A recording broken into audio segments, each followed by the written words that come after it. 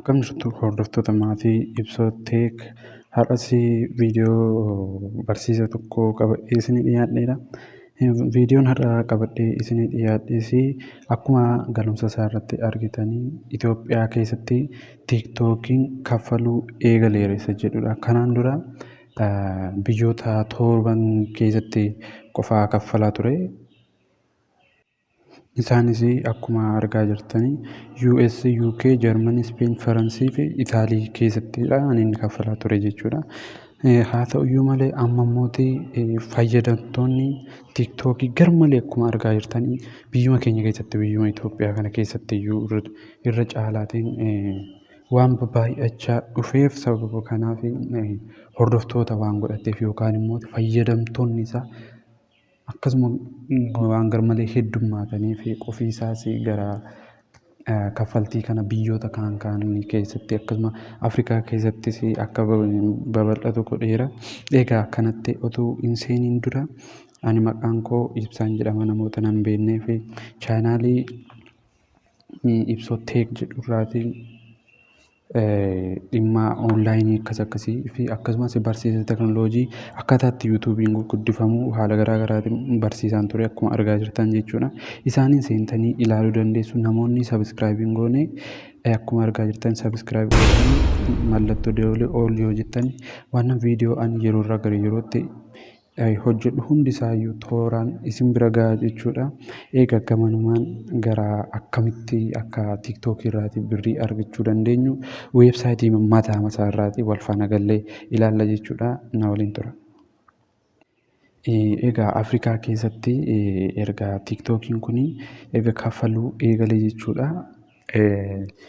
Karaa hedduu tiiktookii kanatti fayyadamuun maallaqa argachuu dandeessu nuuf jedhee akka fakkeenyaatti kan nuuf kakkaa'eeru tokko jiru. Isaanis piroomoot gochuufaatiin fa'aa akkasiin argachuu dandeessu jedha. Lammaffaa immoo gaafa muuziqaan tokko bahu muuziqaan suni otuu istiidiyoo keessaatiin gadhiifamiin karaa tiiktookii vaayiraalii gochuudhaan fufuunis wantoota gurguramuu danda'anii akkasuma beeksisuufidha. Weebsaayitii gurguddoowwan hanan akkasii beeksisuudha. Bizineesota hojjetamuun kanneen akkasii beeksisuudha. Egaa immoo arfaffaa irratti hanin isinii dubbachuu barbaadeeru tiiktookiin kun Afrikaa keessatti dhuguma kaffalaa isuma jedhamu wal faana ilaalla jechuudha. Yeroo kunuuti akkuma argaa jirtanii arfaffaa irra jira. Get paid by TikTok in Africa jedha. Egaa Afrikaa kanaaf jechaadha. Haninni tiiktookiin kun haninni qopheesseeru jechuudha. Fandii doolaara miliyoona 200 qopheesseera jechuudha. Fayyadamtoonni isaa akkuma biyyoota kaanii irra caalaatti baay'achaa dhufan akkasuma Afrikaa keessatti sababa baay'ataniif Afrikaa keessattis akkasuma fayyadamtoota isaa yookaan immoo duuka buutota isaa gammachiisuuf jecha tiiktookiin kaffaltii eegaleera isa jedhamudha. As kana jira. Akkuma argaa jirtanii wantoota kana isteeppoota guunnuu qabna otoo maallaqa hin argatin jechuudha. Gara maallaqaa fudhachuutti otoo hin seeniin dura isteeppoota akkuma yuutuubiin gaafa moonitaayiznuu ta'uuf godhu isteeppoota guunnuu qabna. Isteeppoota sana erga dabarree booddee yuutuubiin maallaqa nu kaffaluu eegala jechuudha. Kunis akkasuma hannuu qabatee dhufeeruu qaba jechuudha. Egaa inni jalqabaa guyyoota 30 keessattidha han fixuu qabnu jechuudha. Isteeppii amma ilaaluuf jechuuf jiru kana keessatti guyyoota 30 yookaan immoo ji'a tokko keessatti xumuruu qabna jechuudha. Wanta inni nu gaafatu hunduma isaa jechuudha. Inni jalqabaa ji'a tokko keessatti folooweroota 10,000 horachuudha. Inni jalqabaa ji'a tokko keessatti folooweroota 10,000 horachuudha. Kuni ulfaachuu danda'a. Keessumaa namoota tiiktookii hojjetaniif baay'ee salphaadha. Akkasumas wanta gaggaarii hojjenna taanaan tiiktookiin hojii keenya nu beeksisuu keessatti tiiktookiin hojii keenya beeksisuu keessatti gahee olaanaa taphata jechuudha. Pilaatfoormii isa bayeessadha jechuudha.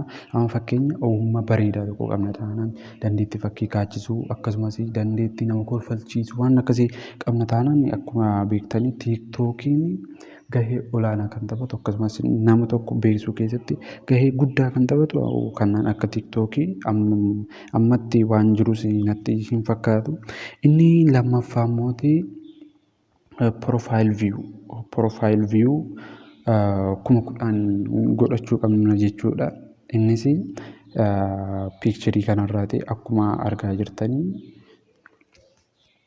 Profaayilii keenya namoonni seenanii viidiyoota nuti gaggeessine namoonni ilaalanii jechaadha. Namoota akkasii warri ilaalanii isa jedhamudha Profaayil view jechuun. Kanas xinnoo ulfaachuu danda'a kun. Inni sadaffaa immoo viidiyoota ji'a tokko keessatti gadhiisne kanaan viyuu 100,000 argachuu qabna dirqama. Kun salphachuu danda'a maaliif tiiktookiin qofii masaa utuu nuti hin ajajiin qofii masaa waan nu banuufi kun salphachuu danda'a jechuudha. Amma kanaattis waan ulfaatu miti. Sababa kanaaf viyuun keenya salphaatti seenuu danda'a. Garuu fooloowerii fi Profaayil viyuu kun xinnoo ulfaachuu danda'a. Garuu dandeettii qabdu taanaan yeroo gabaabaa keessatti guuttachuu dandeessu jechuudha. Haala kaffaltii isaa immoo booddee wal faanuuf ni ilaalla. Inni shanaffaa immoo giiftii garaagaraa walii laachuutiin amma yookaan dinqisiifattoonni keessanii biyyoota biraa keessa jiranii yookaan immoo firoonni keessan biyyoota biraa jiranii karaa giiftii karaa tiiktookii kanaa giiftii isinii erguudhaan giiftii sana immoo gara maallaqaatti geeddarachuu fi wanneen akkasii jechuudha. Egaa gara kaffaltii isaatti yommuu dhufnu jechaadha waa'ee tiiktookii kana ilaalchisee. Tiiktookiin egaa ammatti yoo akkana gootanii akkanaan isiniin kaffala jedhee daangaa kaa'eeruu hin qabu yookaan kan murteesseeru hin qabu. Garuu immoo akkuma biyyoota torba warra dura jiran sanaaf kaffalaa fi ture akkasumattis kaffala jechuudha. Ammatti yoo akkas gootanii haala kanaan isinii kaffalama jedheeru hin qabu jechuudha. Egaa namoonni kun wanta amma isinitti himne weebsaayitii isaa jala yoo galtanii salphaatti argachuu dandeessu waan dhugaaf qabatamaa ta'edha jechuudha. Egaa namoonni haaraa taatanii wantoota akkasii onlaayin mani meekarii fi akkasuma yuutuubii keenya karamitti guddifachuu dandeenya. Yeroo salphaa keessatti yuutuubii keenya guddina yuutuubii keenyaaf sababa kan ta'u maal fa'aadha isa jedhamu wal faana ilaalla jechuudha. Viidiyoo isa gara biraa keessatti ammaa fi isa kan isinii dhiyeesseera waan na dhaggeeffattaniif galatooma. Namoonni sabiskiraabii hin goone sabiskiraabii godhaa. Akkasumas viidiyoon kun vaayiraalii bahee akka namoota bira akka gahuufis laayikii akka gootan gamanumaan isin gaafadha. Galatooma.